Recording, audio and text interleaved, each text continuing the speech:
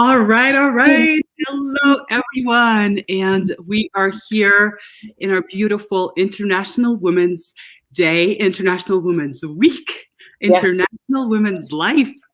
I can't believe we're in day 4. I am so grateful to have Linzee Ciprani here with me today. And today we're talking about building your empire. Always share about this International Women's Day and how I grew up with the idea of women being pretty and nice and sweet, don't shake any trees, kind of like keep things like beautiful and pretty, you know? And this is not me today, the woman who I am today. This does not define me, who I am. It's like a little tiny little piece maybe sometimes, but this is not who I am. So I really wanted to also invite the powerful women that I know who are mentors, friends, or sometimes part of the same tribes and communities, who represent different aspects of what is it like being a powerful woman today, and owning our power, standing in that, inspiring people, sharing our love and light. So Linzee, thank you so much for being here with me today. Thank you for having me. It's such an honor. I'm really excited about this. Amazing. Yeah, we're building the momentum with these different topics. We've talked a lot about self-worth. We talked about our emotions and navigating those. We talked about who we are in terms of our values and how to be and like shine bright with those.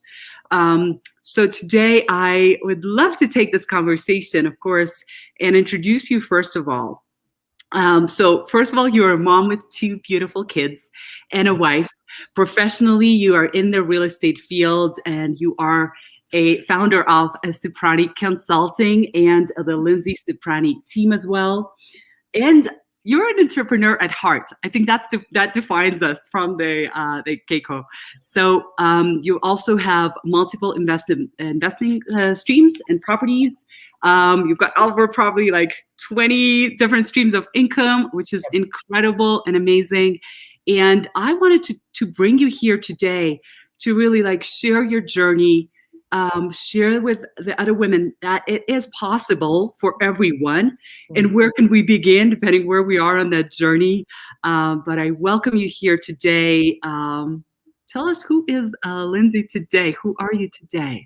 Yeah, just so different than who I used to be. And the really cool thing is we've gotten a chance to talk about that, right? And I was able to share with you kind of the journey that I've gone through in the last couple of years and how I've become me. And I still am growing and still challenging myself to take it to the next level, right? Because the only person I'm in competition with right now is myself. And I think that in itself was a journey to get there and try to figure out, who do I really want to be? Who is this person that's running these businesses? And I can tell you that the person that's sitting in front of you today is not who started those businesses and is not who I used to be. I mean, I used to be this giant people pleaser. I used to be this person that couldn't stand up for myself, was extremely afraid of people leaving me, was codependent in work, just all these things that, I think I used to allow to define me. Yeah. And now it's very different. So, yeah. Beautiful, beautiful. So fortunate to have you here today and pick your brain, your heart on your journey and those things. I think it's one of the common things for women. I can sure relate to the people pleasing aspect that you're talking about, and how, at some point I like various at different times in my life, I feel like I woke up in different situations and I'm like, this is not who I am. Like I've embarked on someone else's journey and someone else's dream, and I'm more concerned about feeling and knowing what they think about me. Am I making them happy? Started with my parents, my family, my partners after, people at work. And it was like never ending. And I found that these people wanted me to be all these different things. So I was never good enough, basically. It's like never good enough until I found that place also in me and saying, you know what, I'm going to choose me. This is the first person who I need to please first. And, the rest will just adjust accordingly. So what was that like moment for you that was like really challenging, or where you said like, okay, enough people pleasing, enough with that old story. I'm going to rewrite it and create a new one. Yeah, it's funny. If I look back, I think there was a defining moment in that, honestly. I had just I had my consulting company and it was doing really well, but I was still selling real estate as well. And there was a defining moment for me where somebody who I believed I'd be in business with for a really long time decided to leave me, quote unquote, right? And I put quotes around that because I saw it as you're leaving me. I did not see it as you're graduating from me. You're going to go do your own thing. You're going to be amazing. I could not put that into perspective. It was all about me. It was all about what did I do wrong? How did I not show up? They were leaving me. And it was really I've always had a business coach. And at that time, my business coach, who's still my business coach now, was like, why is this defining you? Why do you care what everybody thinks? Like, I wanted to control the narrative around there, like, oh, he's leaving. Like, what is everybody going to think? And I found myself wanting to tell people, wanting to get my side of the story out, wanting to make sure that I was ahead of it. I was so consumed with it and what other people would think about me that it was all I could do but to say, oh my gosh, I have got to, like, this has got to go. And but other people don't know.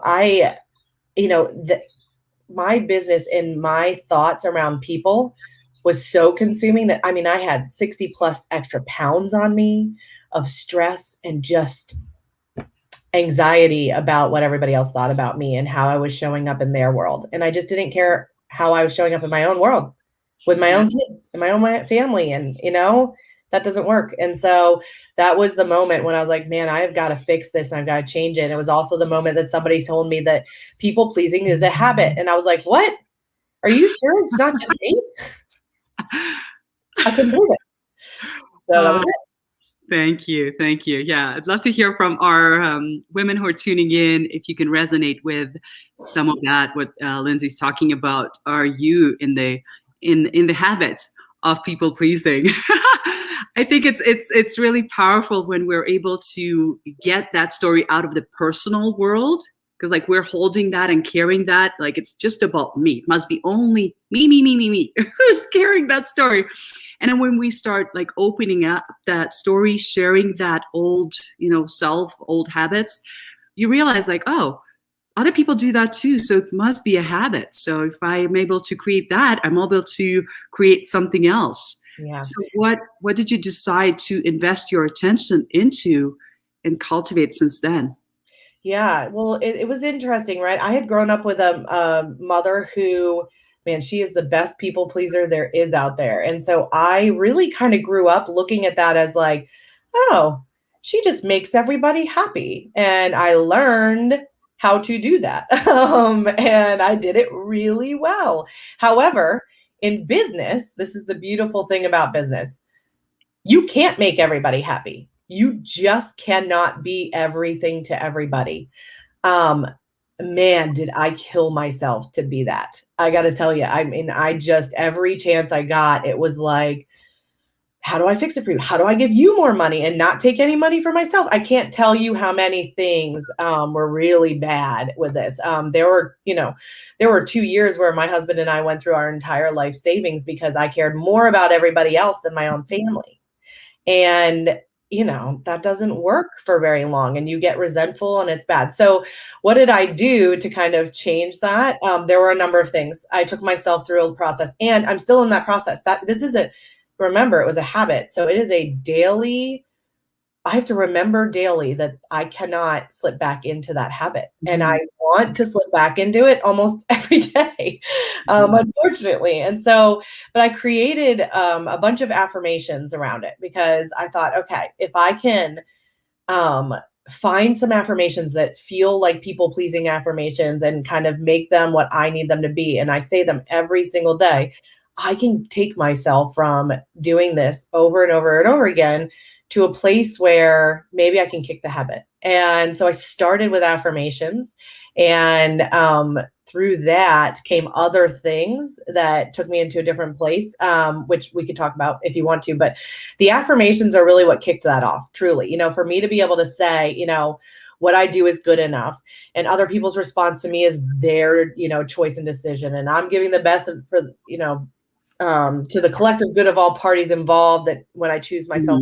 first, and things of that nature, and I say, people pleasing is a habit. I do not need to do that every day. And just talk through those. It really ingrains it in me, and it allows me to step into a different person. Beautiful, beautiful. And Linzee was kind enough to share those affirmations with us. So they're in your workbook. We are sending those out to you. They're beautiful. I guess people can also like make them more personal about like what they need, right? Yes. Yeah. And affirmations are so interesting, right? Because you want to make them yours and they need to speak to you. But at the same time, you can adjust them, and you'll find yourself adjusting them, or you'll find yourself going, I don't need that one anymore. Yeah. All of a sudden I am that now, and I've programmed that. Right. And so there's some that have kind of disappeared off my list because I don't feel like I need to say them anymore. And then there are others that I think I'll say for the rest of my life every day. Amazing. Amazing.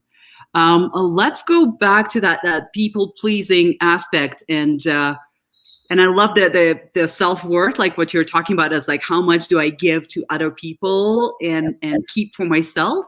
What is that right balance? We're talking a lot about self-worth this week. This is like a theme that's been coming up for us. Because I find that self-worth changes and evolves with depending who we are today and how we change and evolve. So what is that just place or the right balance, like, how to give and receive in terms of finances, your team, time, right? How much time and energy we give?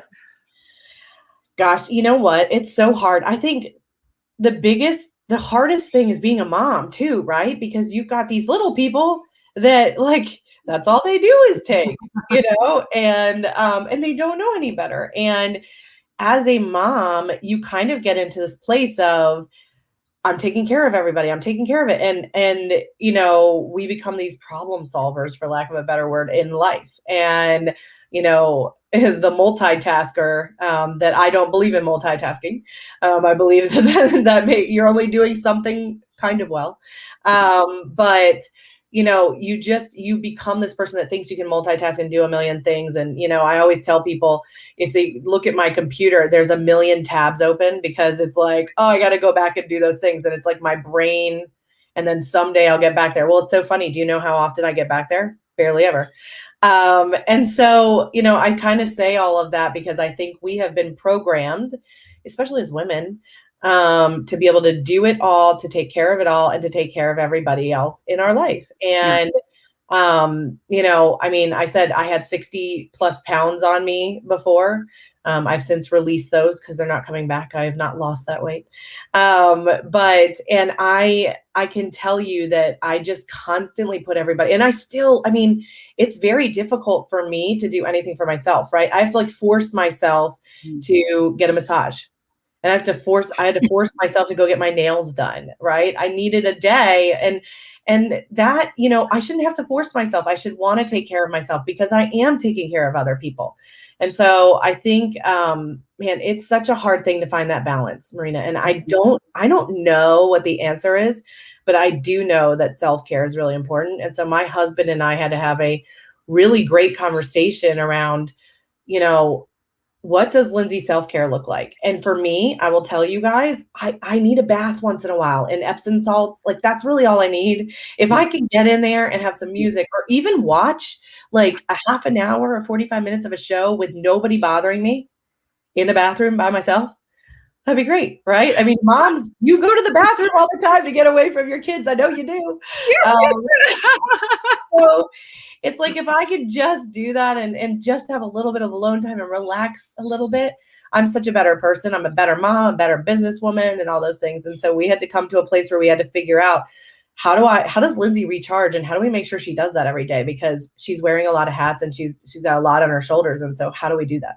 Yeah. Wow. Amazing. I can resonate so much with that conversation. Being a mom is like, all of a sudden we're living on terms of the little people now. They got classes. I'm a chauffeur and this. I'm constantly like, how come you don't say dad? How come you're like, mom? I'm like, say dad. How can I train you into that? Yeah.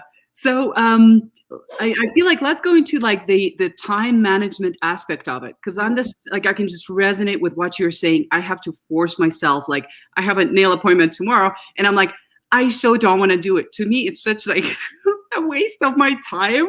Honestly, Yeah. I'd rather go into a class, like do some journaling, work on my business, client calls. I'm really passionate at doing that more and prioritizing work. Like I've been programmed to just do, Yeah. and go. And I love that because I love what I do. There's a beautiful exchange that happens there. But like forcing myself or disciplining myself on doing some of those things for me is essential. And I find that the big piece about it is time, my schedules and the time management Yeah. piece. How do you find, like, how do you manage your time? I love that you're saying that multitasking is not the way to go, because that's been like the new fashion to multitask, but actually, it takes us longer to even come back to the same task. Like research shows it takes us 20 minutes to just come back on the same page. Yep. Yeah. So can you talk a little more about like time management? Because I know you're a busy businesswoman and family. I see you posting pictures of your family, so you have quality time with your family and your business. How do you manage that? Yeah. So, again, I'm going to go back and just preface this with I am not perfect at this. I am a work in progress, and so are all of you guys. And so at the end of the day, you have to have grace with yourself on all these things. But I'm going to claim that I'm the queen of leverage. That is what I help people do, right? We help you recruit, we consult and put processes and systems in place in your business so that you can take your life to the next level. I believe that it's either a process, a system, or processes and systems, same thing, but for the most part, or it is a person that has to help you with some of that, right? And so Steve and I now have a personal assistant that works with us at the house with the kids, and she helps us do that, right? She helps keep the home clean, because what would happen is I'd come home from work and then the whole house would be a mess, and then I would sit there and clean the whole time, and my husband or whoever would get to hang out with my kids, and I was like, I am not getting any quality time. Like, it's not fair for me to spend my entire weekend cleaning the bathrooms and things. So we had to really sit down and go, okay, what do we really want our life to look like? And who's the person that can come in here? Do we have a cleaning person that can come and do all the deep cleaning? And then we have, our personal assistant that can help us keep things clean and help laundry stay, cleaned and folded, at least so that we can put them in the drawers. If we get them in the drawers, we still have a problem with that. But I had to bring people around me, and I have somebody in my consulting company. I have somebody in my consulting company that is like, helps me run everything. She's like my right-hand woman there. And then I have a right-hand man in my real estate team, Sean. And between Alicia and Sean, and then Liz at our house, we now have people in our life that, are like, Linzee, did you go to the dentist? And Linzee, did you do this? Hey, Sean the other day literally said to me, this was huge, because I was like, all right, I am exactly where I need to be in my life now. He said, Linzee, you didn't take the money out of the business that you said you were going to take. You got to take your money. And I was like, well, we just lost 2 people. So I'm just not sure if I think I should just leave it in there. He was like, it's not going to work if you don't take your money. Take your money. That's what you're bad at. Take your money out of the business. And if we have to put money back in, we'll put money back in, but take it. And I was like, yes. So Wow. I've hired better people than me to control me, which is huge. That is key. That is key. So I have like a 2-part question. Yeah. At what point do you know that you need to hire someone or help you out, if it's a personal assistant or a housekeeper or someone in business who's going to keep you on track? And the second question to that is, who are the right people to hire? How do you know how to hire the right people?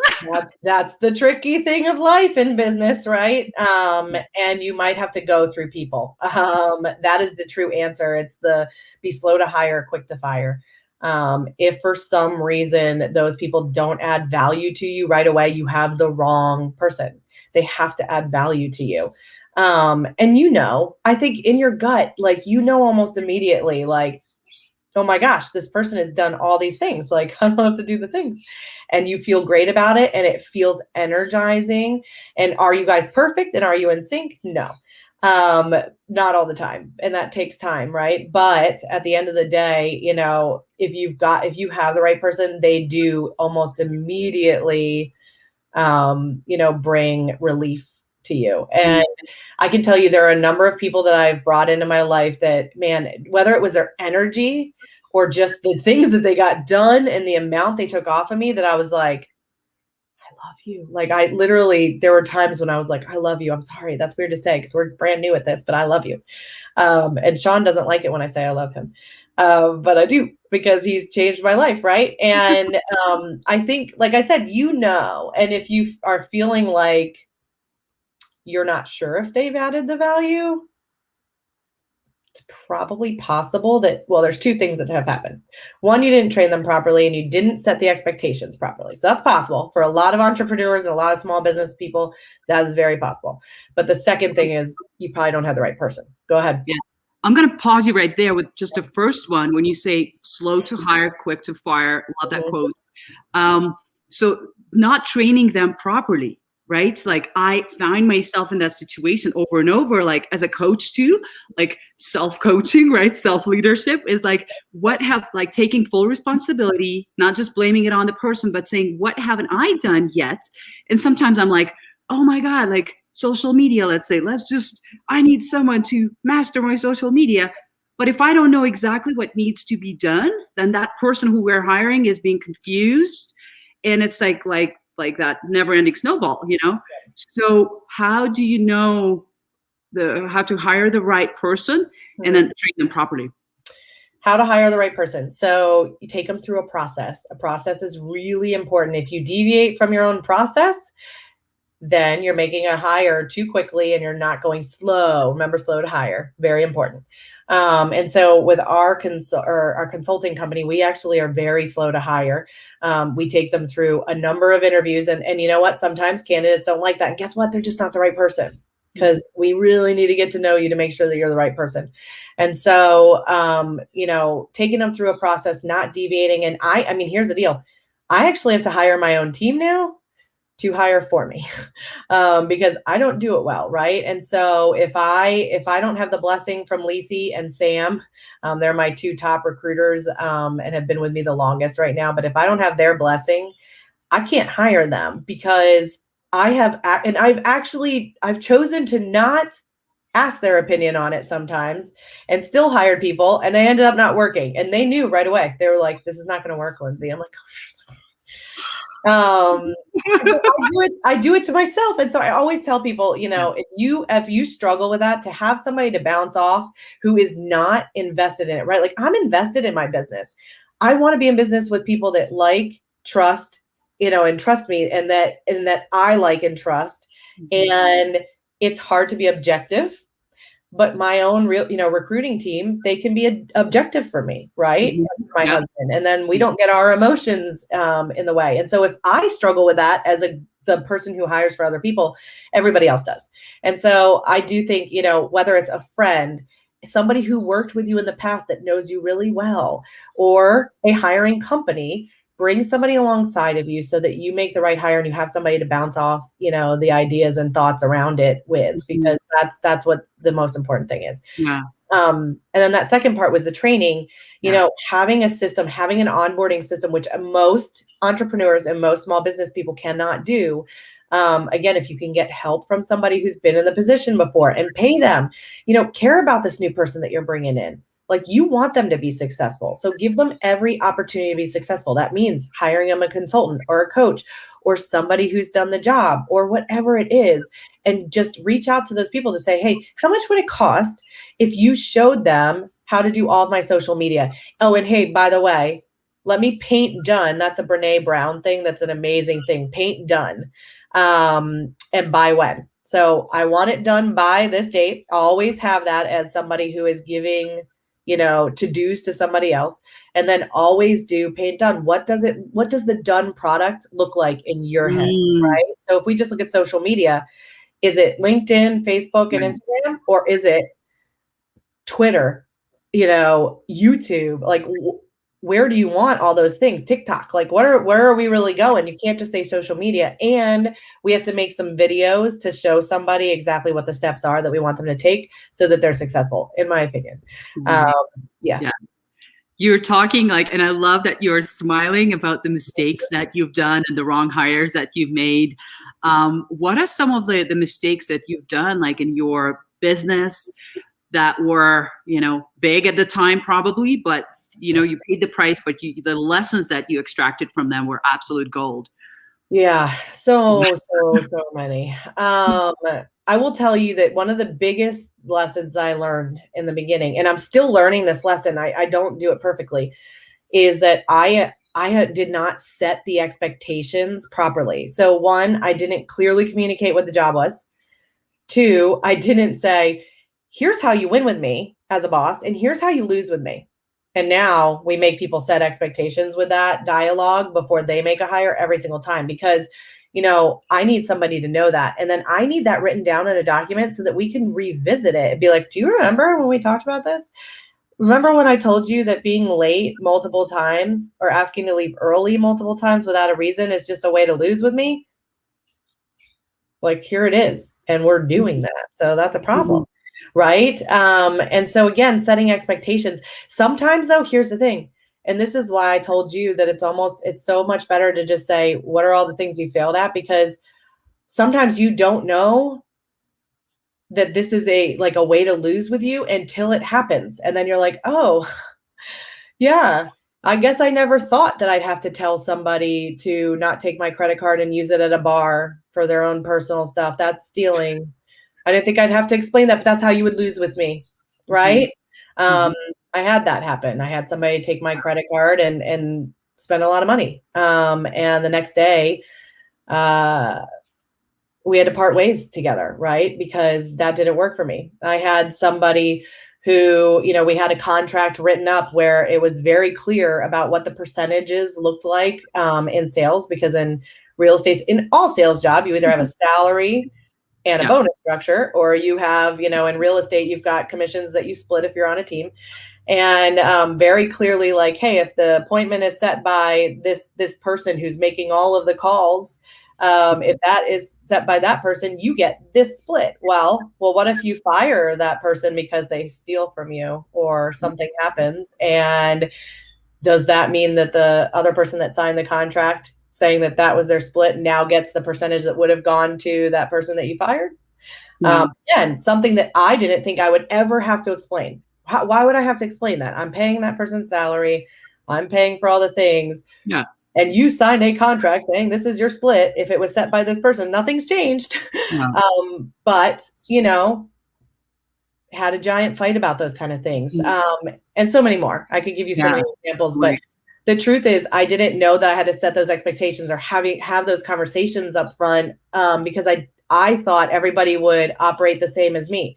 They would have the same thoughts as me. They would have the same integrity as me and all those things. And we don't. And we all see situations in different ways, and we're different people. And so, yeah. I love that. I'm also like really listening into the having these straight conversations and setting the expectations properly, setting the boundaries there as well, which is, again, another big conversation for women about being assertive, and especially if we have that people-pleasing pattern or something that can be a little challenging for us. Like I still find myself sometimes, when I have these hard conversations, I care more about how people are going to perceive it and feel about it than, what are we going to do now, and creating that, the proper expectations and setting my boundaries properly. What is like your best way of setting these boundaries without feeling super sensitive about what they're going to feel or think? You know what I mean? That just right answer. Yeah. It's funny because see, these are all the things that I was so bad at, Marina. Like I could tell you that I am very clear now, and if something happens, I tell people right away. It's, hey, I couldn't get a hold of you for 3 hours yesterday, and I know we're working remote, but I couldn't get a hold of you for 3 hours, so I'm concerned. right? Like, walk me through what happened there and why I couldn't get a hold, I'm going to say that, and I'm not as worried about how are they going to feel? Are they going to quit?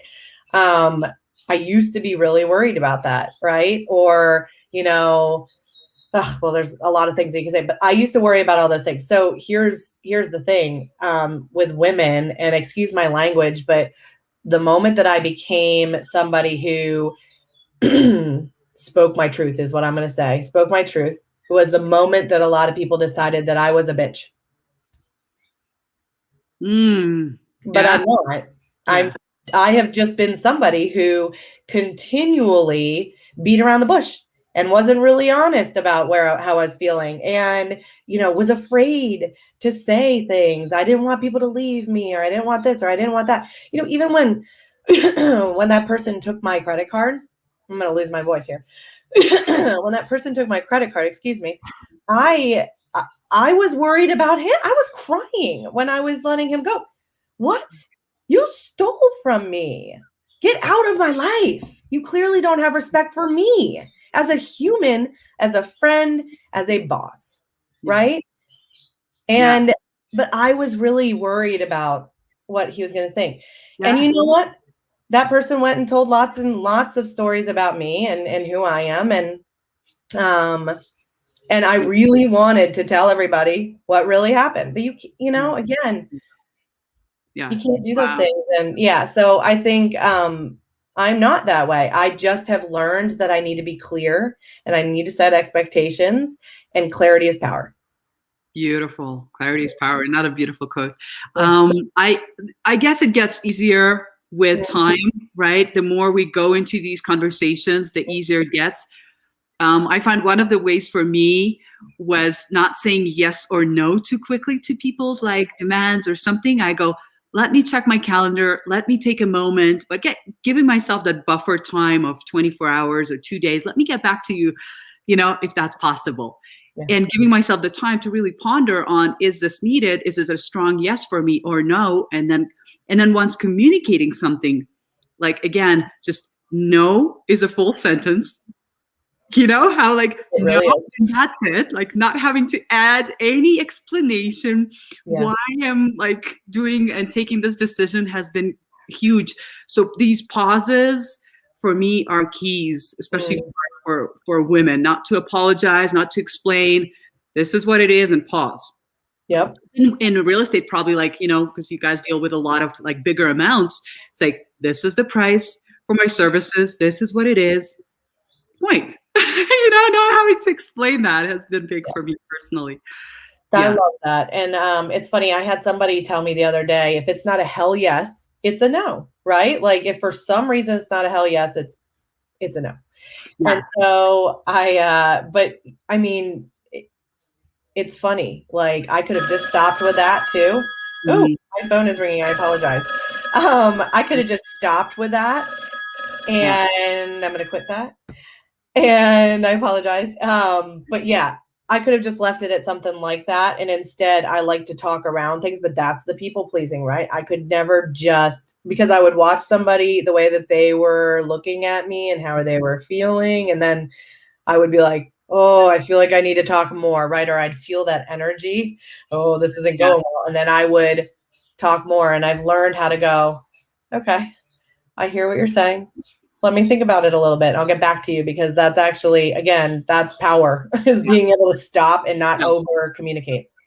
Where I find it works best for me right now is testing this out with my daughter. Because kids argue, right? And they know your weakest points and links and how to get to you. They just come with this built-in instructions in there, how to get to you, And the less I argue or, get into the discussion about a no, the easier and the quicker it is. And it's really been a practice for me about when the argument or something tell me more, why not? Why not? Let's get it this way, my way. And it's well, I already made my mind. It is a no. Let's revisit it tomorrow. Yes. Great practice with kids.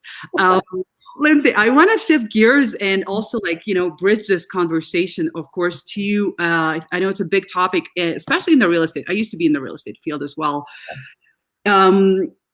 So the gender inequality is still there, women still earn what, 80 cents to a dollar versus men. So that conversation is there very present. And I used to sell like high-end real estate at some point, and I saw how, you know, the men come in, how they behave themselves in the meetings, how the women come in, and like, when can they talk? When is it appropriate not to speak? Her ideas versus his ideas. You know, here's a woman showing up with all these degrees and experiences and, you know, all that stuff. So how, like, I just want to leave it to you. It's a big, broad topic and a big, broad question. But how can we own that power and our intuition, our voice, our clarity, our experiences, you know, and take our place at that table, take our place in a partnership, in a meeting room. You know, and I think that is, man, it's funny. I mean, you bring up real estate, and I will say that I have these darling women on my team that are just, they're younger than I am, and they are little go-getters, and they're cute and sweet and petite, and they are in the middle of negotiations with men who have been in the business for over 30 years, and you're brand new, and looking them up in order to actually come at them in a way that will make my team back down and not speak their truth or be the powerful women that they are. And it's so interesting because I think that that has in itself has helped me step more into my leadership and step into the role of mama bear and protecting them. But there's so many, you know, there's so many times when I think that we are pushed down or belittled or made to feel inadequate in those situations, especially in real estate. And I always just tell them, listen, like, number one, it's okay to have somebody standing up for you. It just is. Like, you know, I think sometimes we feel like we have to like own all of those things, and we've got to be the ones that like come back at them or whatever. So it's okay to have somebody like me go to bat for them if needed. But most of the time, they just want to know that they have somebody that would go to bat for them if they needed it, and they just want to talk through it. And my conversation is always, it is so much better to be the stoic, like level-headed person in the transaction. Let's be the calmest ones in there. And when they're freaking out or when something's going on, then you're the calm, you know? And it's really easy to say, well, I'm sorry that you feel that way. And what do you want to do about it? Because whether you like it or not, we're here to work together so that we can get the house sold and purchased, right? And so we're going to collaborate, and we're going to come together and figure out how to make that happen. So do you want to keep screaming at me, or do you want to keep trying to put me in my place as a new young agent? Or do you want to talk through how we can get this done? Choice is yours, right? And so that's just one little, one thing that I feel like I've learned. And I learned that from this amazing, the only woman I ever worked for. She was amazing. And she used to sit at the head of these boards, and I'd watch her. And she was just so impressive to me. And I'd watch her just control this room full of men, full of high execs. And she was so good at it because they'd all be yelling and screaming, and she'd sit and she'd listen. And then when she spoke, she had the right thing to say at the right time. And it was always powerful. So she always chose her words very wisely. And she didn't let the, anxiety and the stress of the situation get in the way. She taught me so much about that. And so I would just, here's the thing, this is the situation we're in, and it's a broad topic, and it's, I'm hoping, and I believe that it is starting to change. But at the same time, to continue to be the powerhouses that we know that we are with our feminine energy, and to show up in mighty ways and be strong with our powerful words, but be wise at the same time and choosing what those words are, and to leave the emotion out of it if possible is probably the best thing that I've learned. And I can tell you, I've been told a million times that I was too emotional. I'm never going to make it as a boss. And I was like, I'm emotional because sometimes I cry. Yeah. When you scream and yell at me, it's possible I might cry. But at the end of the day, I think that's a superpower. Yeah. Yeah. We don't get to keep it. We get to release it, Yes. Yes. Yes. I'm not Yes. going to hold it in. So sometimes I'm vulnerable and I let people see what's going on. Yeah. I I don't always, know what's the worst thing. yeah. I think being a woman is a superpower because we feel so much and actually Yeah. like not letting those emotions, like you were saying, like, spill into the room and like, they've got to have place and Yeah. time, and learning how to navigate our emotions is key, of course.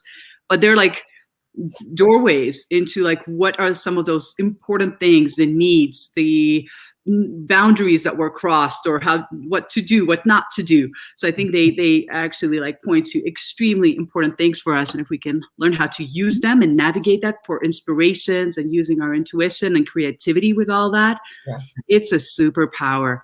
Because we can Yes. just feel, I can feel sometimes in meetings, I can feel the energy, I can feel what people are going through, right? Yes. So yeah, using Yeah, that and as if somebody's an empath, right? I mean, a couple of years ago, I started learning more about what does that mean to be an empath, and what's happening there. Am I taking on people's, emotions and feeling it, and what's going on there? I would say that was another thing for me to really understand. I'm thinking I'm reading the room. I'm a good salesperson, but really I'm feeling the feelings of everything, right? And I learned, really quickly to protect my heart, even with my hands, right? Just to protect myself, um, so that I could keep whatever was happening inside of me, at bay, and then be able to logically think through what was the best response and how to do it. And I can tell you, I mean, I still, I had a conversation the other day with somebody and my heart starts racing, and I'm so upset because I'm like, God, how do I respond to this? I just want to kill you. But trying to think through, okay, take a deep breath. And sometimes I just have to stop and I have to table it so I can really have the correct response the following day or in an hour or whatever. And there is no shame in that. So Great, great, amazing. Thank you. The other place where like, and I know we're going to be wrapping up soon. I can go on with you for hours. It's so good. But we talked about like, when it comes to building our empire, right? Like you have an empire today, and I see you and Steve, and I'm like, wow, you guys, like, because I was chatting with Steve like about 2-3 years ago, probably. And yeah. it's just like it's been so beautiful to also see your process like blossom and grow and own it. And now like hiring and expanding your team is just incredible. So I'm really inspired by you two. But I always try to like simplify it and approach it at like 3 levels, right? Like, there was a point in my life where I was at like level 1 where I just got separated. I had a baby, and she was like 2 years old. That relationship wasn't working. I had to get myself out of there. I ended up on my mom's couch with a 2-year-old, not knowing how am I going to make it happen, Credit card debt was piling up. I didn't have an apartment. Finally, little by little, I got my own transitional place, got a job, started making, extra money just to, keep up with my expenses. And now I'm like, okay, level 2, head above the water. I'm not in debt. I don't owe anything to anybody. Now I'm like, okay, how do I grow or save, or what do I do now? And then level 3, where I'm like aiming to go, is having reserves, knowing what to invest into, how to really grow your empire from there. So the question is, from those 3 levels, what could be some of the advices that you can give? But on my personal level, like I'm at that level 2 where like I know that I need to grow to the next level, and I'm catching my own self-sabotage, or the thoughts that there's like a deep fear of like being afraid to lose my money. Yes. Like making the wrong decision. There's so many like places to invest in and make these different moves. So this fear of not knowing what to do is actually paralyzing me. And I think Rock Thomas calls those people, what does he call it? A poor millionaire or something, who has some money and they're just sitting on it and not doing anything. Yes, poor millionaires. Yeah, and you know what? I mean, I'm the same way. So I am. So think about the people pleaser, like everything I've talked about. God forbid I spend my own money on myself. God forbid I like buy something for me or invest. That always felt really scary to me. Like, I remember when I used to work for other people, when people would be like, oh, well, he or she just bought that, like, must be nice. And that's what the people would say. And so when I became the boss, I was really aware of what everybody else used to say about my bosses. And I was like, Yeah. I can't be like that. I've got to show that I'm not like that. Right. And again, that is a mental shift of like, I was no longer hanging out with the employees.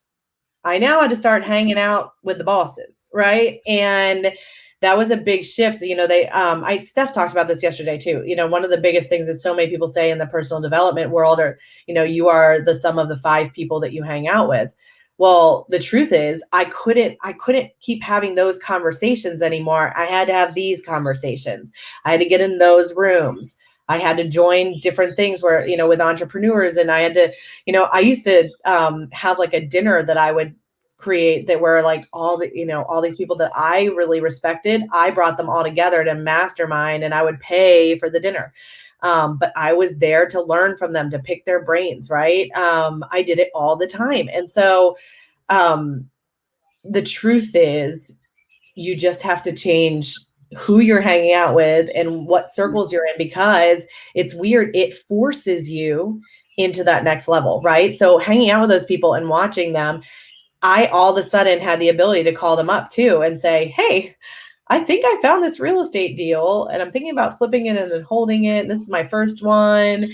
And I could put those things in front of those people, and they were helping me, right? And I was making that change into, okay, I'm going to take all the money that I have and I'm going to invest.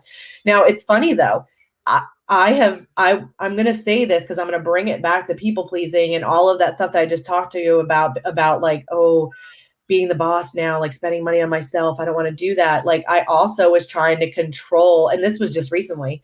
I still felt the need to control the conversation around it. I live in a home that is a 3-bedroom home. I'm here right now, and a 3-bedroom home that we've lived in for 12 years. We never went to, did anything more. We did finish our kitchen because I just wanted my kitchen to not be red and white countertops. So it was a disaster. And I finished my basement and put an Airbnb in there. Now, I did that so that we could take all of the money from my mortgage, and I can now start socking it away so that I could take that money and buy investment properties, right? And then I started to snowball into it because we would fix things up, we would refinance, and now I would do the cash out refi and I'd go buy another one, right? But I got to tell you that multiple people were like, oh, well, she's buying all these properties. She's doing so well. Well, you can look at my businesses and look at the different things that I've done in my life. And, and I'm a pretty open book. I wasn't making a ton there, but we were smart and calculated in what we were doing with our house, and that enabled us to then go and start building wealth. And so, but I will tell you that I almost stopped, and there were times when I questioned myself because of what other people were saying and thinking, and friends that were now questioning, like, oh my gosh, like, look at Linzee, what's she doing? So it creeps back in. And I got to tell you, those thoughts, like whether it's, I want to save the money and I don't want to spend the money, I'm scared to spend the money, or it's, what are other people going to think about me? They're all the same things. They're, what we call the drunk monkey sitting on your shoulder telling you not to do those things because what are people going to think? Or what if something does happen and you lose all your money? The truth is, if you don't just change your mindset and take those steps and try and fail and learn from it and then go do it again, but do it the right way, you'll never do it. And so it's really all mindset, right? It's being around the right people and changing your mindset. Gold. So good. Yeah. Jim Rohn says it all the time, right? He's got this, like, he's really adamant on that about you can only grow your business and your, reality around you, but especially your success only to the extent of your own, personal growth and the capacity of who you are growing yourself to be. So I love that you were mentioning that, having the right mentors and leveling up and having the right environment in the community, and that's what I'm doing with our community too, is like, I find it so powerful to have beautiful, powerful women by our sides who are also doing it and, who are being challenged, and they're not paralyzed by these challenges, but they keep on moving, it's just staying in action with it all. That's so powerful. let's talk just a little bit more about the mindset. And I would love for you to talk about this, like the affirmations process again, one more time that you have. And yeah, so let's just go into like how important is that personal development and growth. I think that the other question that I have for you here is, how do you evaluate that personal growth? How do you know that you are growing in the right area, in the right, because there's like, you're on YouTube, there's a lot of transformational things out there, personal development, but what is it that we need to invest into? How do we then evaluate that process of our own evolution? Yeah, I mean, gosh, there's so many things that you can invest in too, right? Like I'm somebody who, I mean, I got very heavily involved in M1, and if anybody wants information about that, I'd be glad to introduce you to that. It really helped change my life. Tony Robbins, right? There's so many different things. I've had a business coach and a life coach for years. Obviously, Marina can help you with that. And, so I think having people in our life that can help us change our mindset and see things that we don't see, right? And I call it the ticker tape, like the thing that happens over and over again that you're trying to stop and you can't even see that you're doing it again, right? And that's why I brought up, even with investing, like I try to control like how people saw me. And that was me people pleasing again and being worried about what other people were thinking. I needed somebody in my life to stop that and to change the narrative for me. And I couldn't see it. I couldn't see that I was doing it again. Right. And so I think having a community of people that, know you really well and aren't afraid to speak truth to you about some of those things is really important. But I think, more than that, like when you go back to mindset, that's why the affirmations were so important, right? In the beginning, when I did them, I was just saying words. But before I knew it, they became who I was trying to be. They mattered to me. When something would happen, I was able to go back to them and say, this is a habit. I don't have to do this. And, or, like one of my favorite things that we've heard a ton of times in personal development is that it's none of my business what other people think of me. Right. It just isn't. But we like have these times when that's all we care about. And, again, it's that ticker tape. It just goes on and it plays that, narrative again. So being able to break that, and the affirmations help me with that. And then I think where we're heading, in this conversation is just trying to figure out how to get out of that. And so I had told you, before we had started this, that I had kind of come up with something where I had to figure out how to step into my power, to leave behind that person who is sitting there people pleasing and who cares what everybody else thinks, and figure out a way to embody this strong woman that you might be seeing right now, but I'm a mess inside. And my good friends, the ones that really know me, that see when somebody leaves me, or see when, I get in a fight with somebody or my husband or whoever, they know the mess that happens, right? Because I'm on it. And like here, it's easy to seem like I'm awesome. I got it all together. Look at me. I'm building my empire. But I only did that through all of the mistakes that I've made and all of the problems and the people that decided that they loved me and thought that I was their leader and they've stuck it out with me. Man, we've done some really cool, awesome things together. But the people that weren't sure, they moved on and they're going to do some really cool, awesome things apart from me. And yeah, so I had to come up with a way to step into my better self. Beautiful. And I love those affirmations that you shared with us. And I would also love to invite, so reading a lot of amazing comments here. They're saying, yes, great. I wish I can hang out with the two of you. You are hanging out with us. Come and hang out. So yes, fear is paralyzing at times. How high is your ceiling? So we've got some nice comments. Yeah, let us know if you have any questions, anything that you are getting, especially from this conversation. Make it personal, make it yours. And I want to invite people for a moment to ponder on, those things that Linzee's talking about, like Yeah. who are you becoming? Who is that next version of you? And what are some of these affirmations, thoughts that the next version of you can be thinking? You can be nurturing yourself with every day, every day. One of the things too that I think what is helpful, since we only have a couple minutes, one of the things that I chose to do, I call it my 4 R's. It's something that I'm trying to like ingrain in me, and then at some point I'll write a book about it. But I call it's remember, release, rise, and recreate.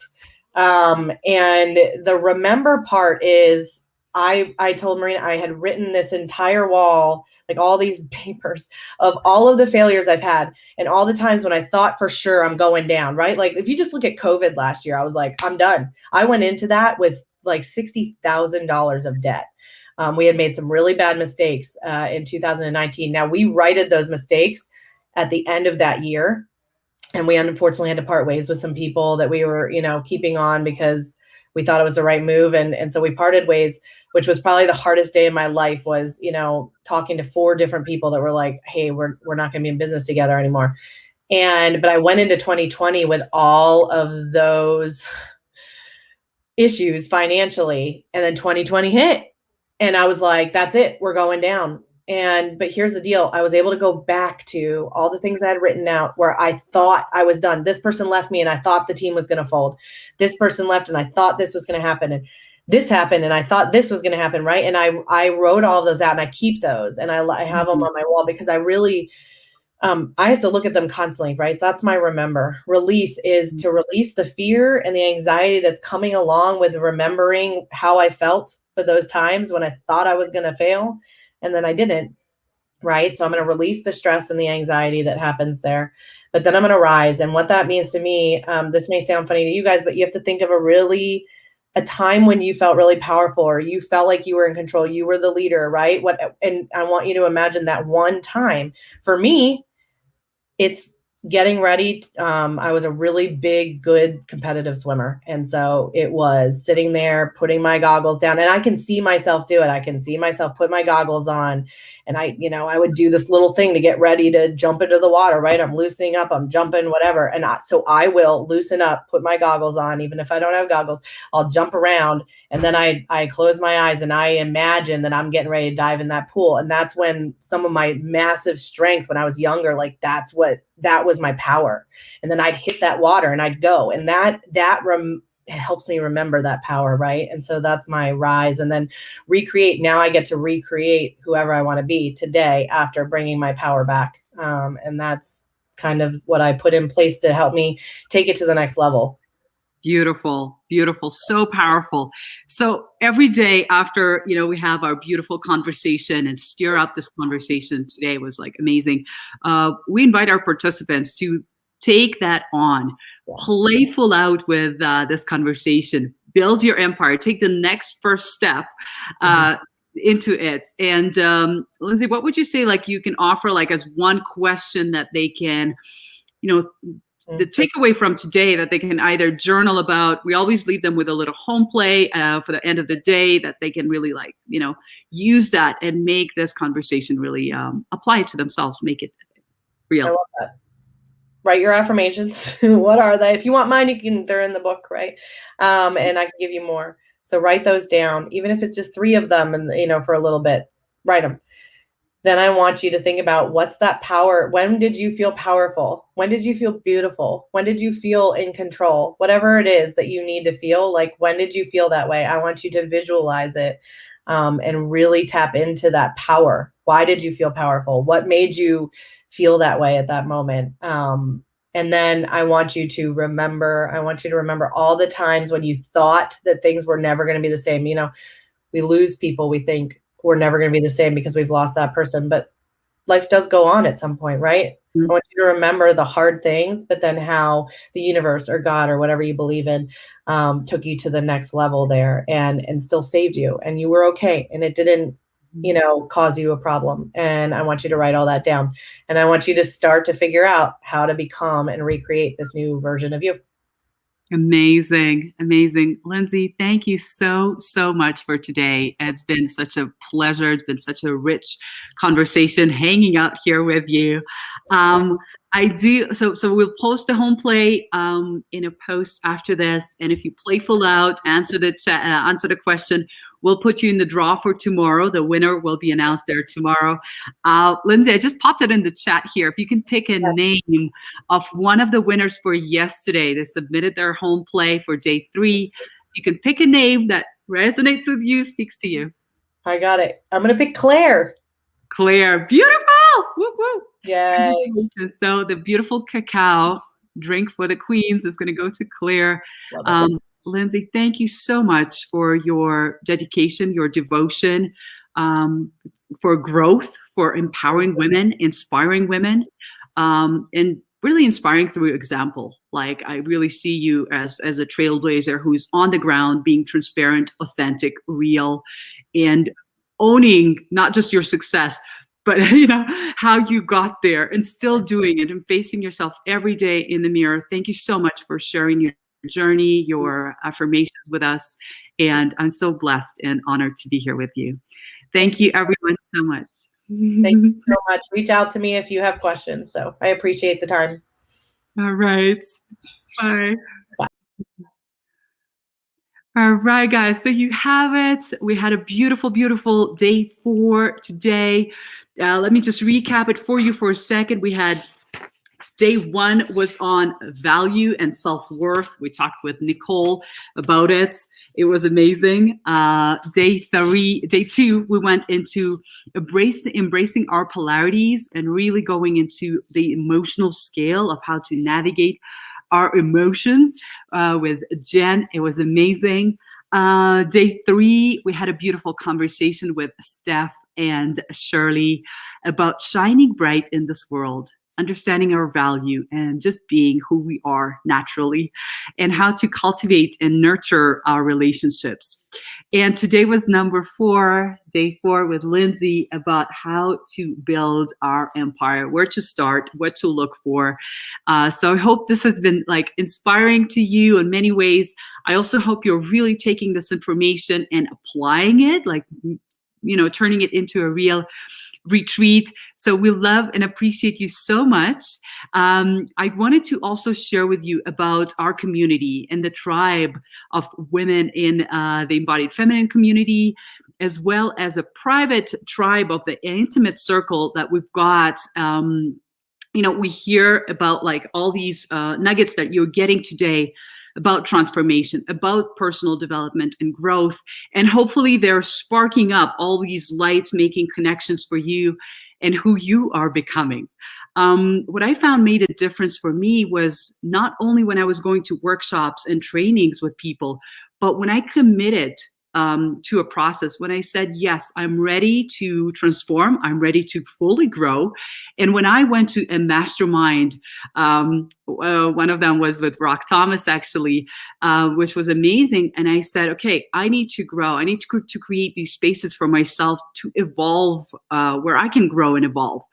So I'm currently in another big mastermind myself, where I have trainers, I have my coaches and mentors who I am growing with and, getting this coaching from. And I'm also opening, and we have a beautiful circle of women who are growing and evolving all together. And the program is called the Medicine Wheel. So just to tell you a little bit about it, is it comes from the Native American traditions. It's very spiritual. It's based on the principles of nature, so universal laws of nature, of giving and receiving, masculine, feminine, when to go into action, when to go into our creative zones, and really inviting these elements to play with us, to nurture us. I find there's a lot of information out there of how to get your business out, start your brand, get your clients, or get into a relationship. We can Google and we can, look all of that information on YouTube or something. But if there's no energetic and personal alignment to who are we with those desires, with that communication, with that the intentions and the things that we're bringing in, there's kind of a disalignment energetically with who we are. So with this Medicine Wheel program, all the elements. We're coming in and playing with all these elements of who we are. So the medicine wheel is based on the 4 elements, 4 directions. It's been around for thousands and thousands of years. Like it's just so profound. It never fails. It's a universal principle that everything has a space to be. So if you're in a stage of your life where you're shedding and letting go and evaluating who you are, it's perfect. There's a place for that. How do we do that, right? If there's a place for you where you're in your creative zone and you're transforming and planting new seeds, beautiful. There is a place for that as well. And how can we plant the right seeds? How do we know our purpose, our intention, and who we are becoming? Oh, thank you. My team are posting the link in the chat if you want to check it out. So you get the visuals of what that is. And then, so knowing what your intentions are, what do you want to create? So it's a circle of evolution. It's more like a spiral. I don't see it as a circle. Like I always see it as an ever evolving spiral. I'll just show it to you here. I have an example of a medicine wheel right here with me. So it's beautiful. It never fails. It's got the place for us to tend to our inner fire, to the passion that's inside of us and who we are. So your purpose, your vision in life, those things that are important to you, there's a place for that, and how to spark and ignite that fire inside for your purpose.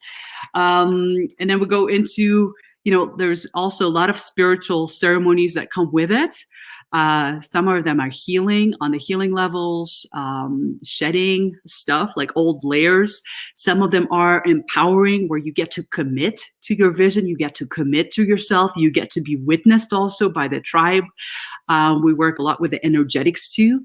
So there's a lot of elements that are there. I'm also offering and giving my online course in there as well, the Embodied Feminine online course, where you really get to play with the masculine and the feminine elements, which are more like creative and revealing of who you are. And then the masculine ones put it more into form and action oriented as well. So I'm opening up the container for some women to join us. We already have a beautiful group that we are journeying with.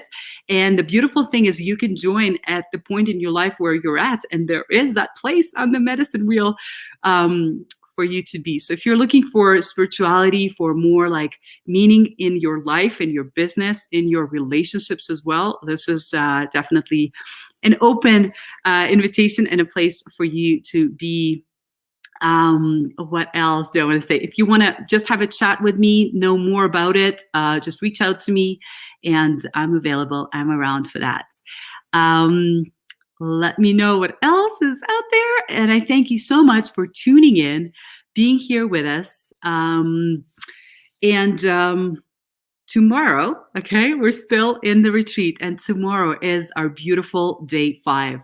I have the privilege to have Sarah Surrenders with us tomorrow, who is an incredible sound healer and works on the vibrational level, the vibrational place of things and who we are.